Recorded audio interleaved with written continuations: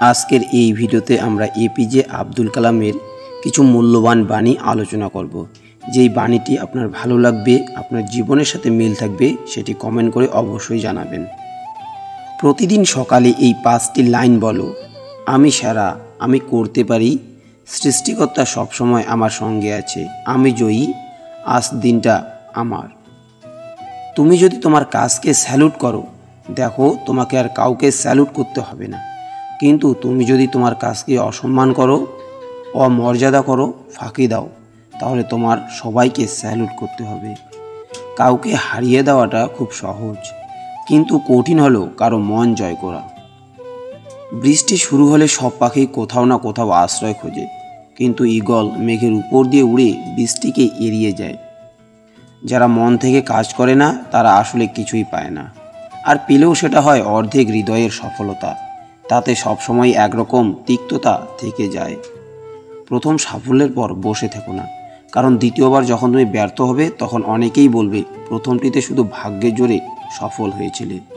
কঠিন কাজে আনন্দ বেশি পাওয়া যায়, তাই সফলতার আনন্দ পাওয়ার জন্য মানুষের কাজ কঠিন হওয়া উচিত।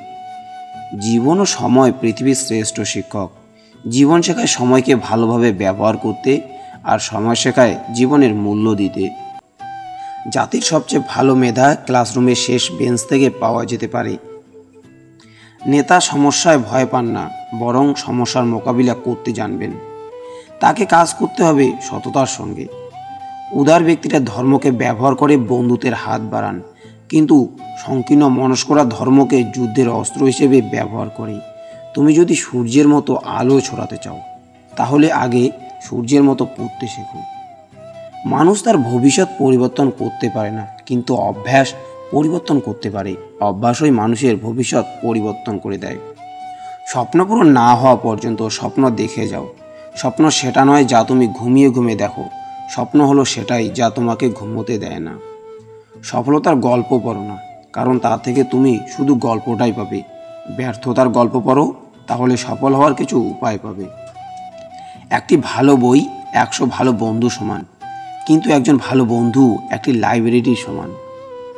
জীবনে সমস্যার প্রয়োজন আছে, সমস্যা আছে বলেই সাফল্যে এত আনন্দ। যে হৃদয় দিয়ে কাজ করে না, শূন্যতা ছাড়া সে কিছুই অর্জন করতে পারে না। ফেল করে হতাশ হয় না।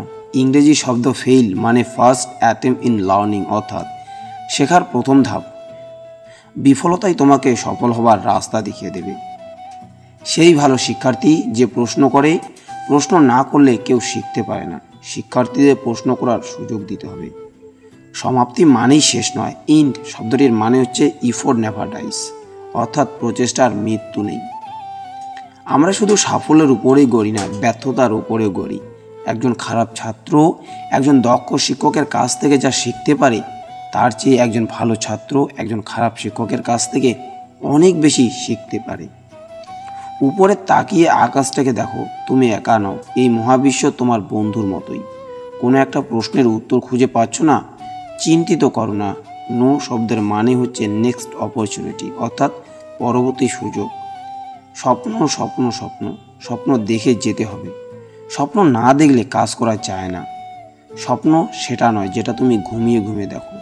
স্বপ্ন হলো সেটাই যা পূরণের অদম্য ইচ্ছা তোমায় ঘুমোতে দেবে না। প্রতিদিন সকালবেলা এই 5টি কথা নিজেকে বলবে। আমি সেরা, আমি নিশ্চয়ই পারবো, সৃষ্টিকর্তা সর্বদা আমার সঙ্গে আছেন, আমি জয়ী, আজকের এই দিনটা শুধুই আমার। জীবনে কঠিন সব বাধা আসে তোমায় ধ্বংস করতে নয়, বরং তোমার ভেতরে লুকোনো শক্তিকে অনুধাবন করাতে। বাধা সমূহকে দেখাও যে তুমিও কম কঠিন নও। যদি তুমি সূর্যের মতো উজ্জ্বল হতে চাও, তাহলে আগে সূর্যের মতো পড়তে শেখো। যে মানুষগুলো তোমাকে বলে তুমি পারো না বা তুমি পারবেই না, তারাই সম্ভবত সেই লোক যারা ভয় পায় এটা ভেবে যে তুমিই পারবে। মানুষের জীবনে প্রতিবন্ধকতা থাকা দরকার। বাধা না থাকলে সফলতা উপভোগ করা যায় না। একটা কথা পরিষ্কার, সৃষ্টিকর্তা তাদেরই সহায় থাকেন যারা কঠোর পরিশ্রম করেন। যদি তুমি পরাজিত হও, তাহলে হাল ছেড়ো না, কারণ সেটাই তোমার শেখার প্রথম পদক্ষেপ। কাউকে হারিয়ে দেওয়া তো খুব সহজ, শক্ত হলো কাউকে জয় করা। আমাদের সবার দক্ষতা সমান নয় ঠিকই, তবে আমাদের সবার কাছেই সেই দক্ষতাকে আরও বাড়ানোর সমান সুযোগ রয়েছে।